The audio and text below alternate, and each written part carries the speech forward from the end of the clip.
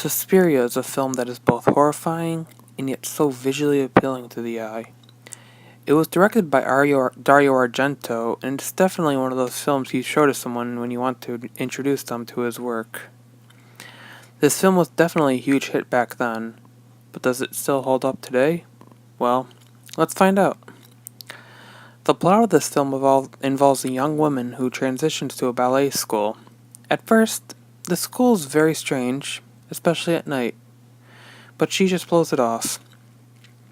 However, down the road, sinister things start to happen, and she soon learns that the teachers are hiding something that might involve the grisly deaths surrounding the school.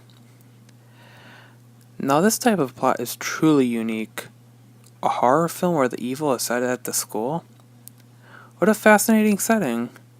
Okay, it was done in the haunting hour, but I don't see much any like real horror movies that take place in school.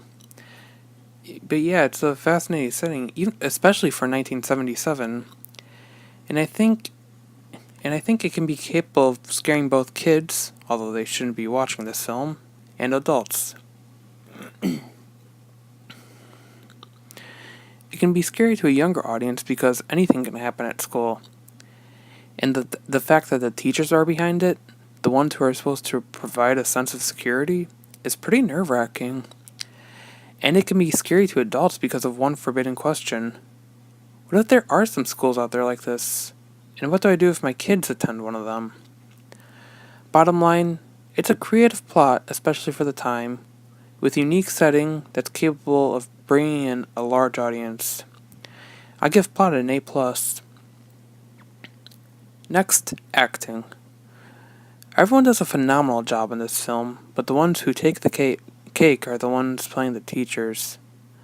The fact that they can go from seemingly innocent to downright dangerous really is impressive and made me a little disappointed that none of them were nominated for an Oscar back in '77. And the other characters were great at being scared. Take the scene where the main girl enters the school for the first time. She sees another girl running out. She sees another girl running out of the school, screaming and crying her eyes out. This may not be much, but her realistic sobbing and frantic behavior is enough to convince you that this school is the door to your worst nightmare. All in all, I give acting an A. Finally, directing. Dario Argento just might be one of the only directors who knows how to make a death scene both so horrible and yet strangely so beautiful. There are some very disgusting deaths in this film that will make you want to look away, and yet you won't want to because surrounded by the death is the visually appealing set design that sometimes complements the blood spilled by the victim. Even the music is like that. Not going to play it here since I want you to have a listen for yourself when you watch the movie, but it's another example of sweet and innocent, but also very unnerving. Perhaps that was Argento's intention, because it definitely reflects the antagonists of this film, how they seem very nice, but in reality are no one you want to end up meeting. Whatever the case is, I give directing an A-. Now it would have gotten just an A, but the music was used a little too much.